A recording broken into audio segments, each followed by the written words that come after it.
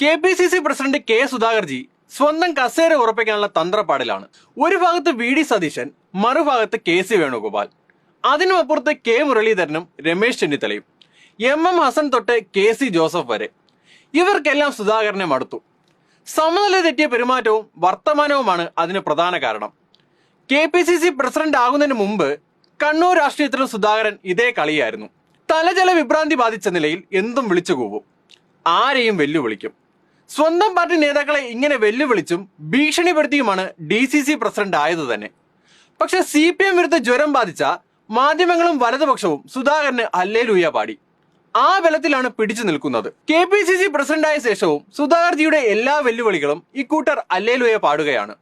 ഈ സ്തുതിപാഠകർക്ക് പോലും ആളെ മടുത്തു. എങ്ങനെയെങ്കിലും പുകച്ചു ചാടിക്കണം. പക്ഷെ സുധാകരനാണ് മോൻ. തന്റെ കൈവശമുള്ള ആ വജ്രായുധം പ്രയോഗിക്കും. വേണ്ടി വന്നാൽ BJPയിലേക്ക് പോകുമെന്ന ആ തുറുപ്പ് ചീട്ട് കയ്യിലുള്ളിടത്തോളം കാലം പ്രസിഡന്റ് കസേര തെറിക്കില്ലെന്നാണ് സുധാകര പക്ഷക്കാരുടെ വിശ്വാസം. അതല്ലേ എല്ലാം. ഏതായാലും കസേരയുടെ കാലിളക്കുന്നുണ്ടോ എന്ന് ഉൾഭയം ഇല്ലാതില്ല. അപ്പോൾ ഏറ്റവും എളുപ്പ വഴിയാണ് ആ പതിവ് ശൈലി പുറത്തെടുക്കുക. അത് ജൈവികമായി വച്ചു പുലർത്തുന്ന ഭീഷണിയും വെല്ലുവിളിയുമാണ്. 10 കോൺഗ്രസുകാരെ വെച്ച് CPMന്റെ ഓഫീസുകളെല്ലാം അടിച്ചു തകർക്കുമെന്നാണ് പുതിയ ഭീഷണി. കണ്ണൂർ ജില്ലയിലെ പിണറായിയിലെ കോൺഗ്രസിന്റെ ഒരു ബൂത്ത് ഓഫീസിന്റെ 2 ജനൽ ചില്ലുകൾ ഏതോ കുബുദ്ധികൾ എറിഞ്ഞു തകർത്തു. അത് CPMന്റെ തലയിൽ കെട്ടിവെച്ചാണ് ഭീഷണി. ഈ സംഭവവുമായി ഒരു ബന്ധവുമില്ലെന്ന് CPM വ്യക്തമാക്കി.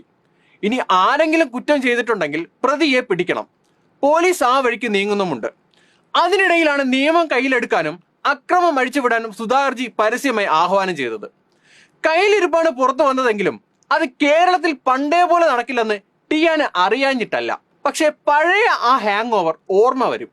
ചീമേനിയിൽ CPM ഓഫീസ് കത്തിച്ച് 5 പ്രവർത്തകരെ വെട്ടിയും കുത്തിയും കൊന്നത് സുധാകരന്റെ ശിഷ്യരായിരുന്നു.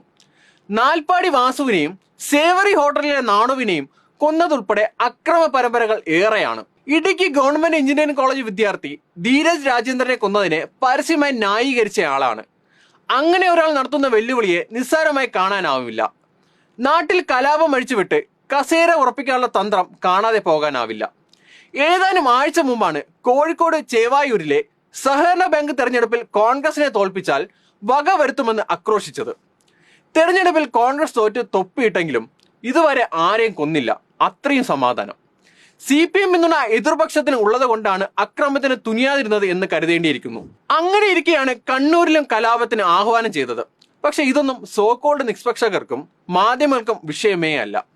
സുധാകരനും കോൺഗ്രസുകാർക്കും എപ്പോഴും എന്തും പറയാനും പ്രവർത്തിക്കാനുമുള്ള ലൈസൻസ് ആണ് ഇക്കൂട്ടർ നൽകിയിരിക്കുന്നത്. ആ ലൈസൻസിന്റെ ബലത്തിലാണ് ഇത്തരം ആക്രോശങ്ങൾ.